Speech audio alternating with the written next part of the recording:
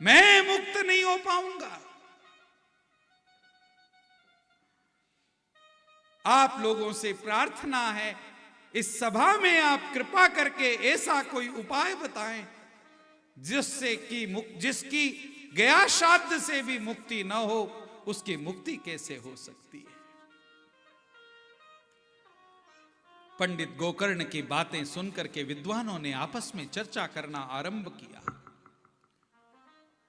अंत में सभी ने एक निर्णय लेकर के कहा, सो गया श्राद्ध से जिसकी मुक्ति नहीं हो उसको भटकने देना चाहिए, अपने पापों को भुगतने दो।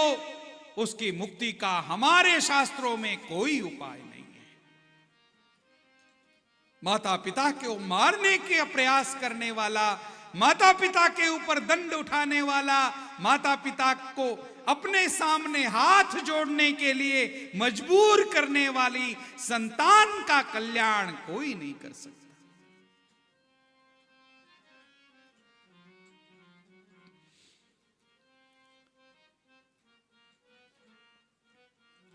गोकर्ण ने आंखों में आंसू लाकर के कहा, वो पापी रहा है, उसने मेरे माता पिता को मारने का प्रयास किया है, लेकिन अब उसके मरने के बाद जब वो रोते हुए मुझसे करुण क्रंदन करता हुआ कह रहा है, मुझे मुक्त करो भैया, मुझे मुक्त करो, तो मेरा भी कर्तव्य है कि मैं अपने भाई को मुक्त करूं। पंडितों के जाने के बाद दूसरे दिन जब वो संध्या वंदन करके भगवान सूर्य नारायण को अर्घ प्रदान कर रहे हैं, उस समय भगवान सूर्य नारायण स्वयं आकर के गोकर्ण के सामने खड़े होते हैं। गोकर्ण जी ने भगवान सूर्य नारायण को प्रणाम किया और भगवान सूर्य नारायण से कहा, हे भगवान, आप कर्म साक्षी हैं सबके, आप कृपा करके बताइए ना, मेरे भाई के कर्मों का नाश किस प्रकार से हो सकता है। श्री सूर्य नारायण भगवान ने कहा, श्रीमद्भागवतान मुक्ति सप्ताहम वाचनम कुरु इति सूर्यवचः सर्वै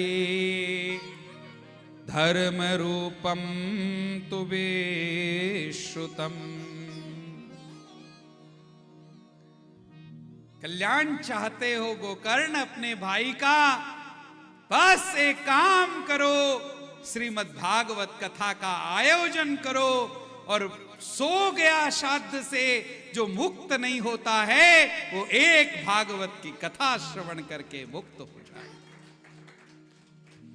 सूर्य नारायण के वचन सुनकर गदगद हो गए और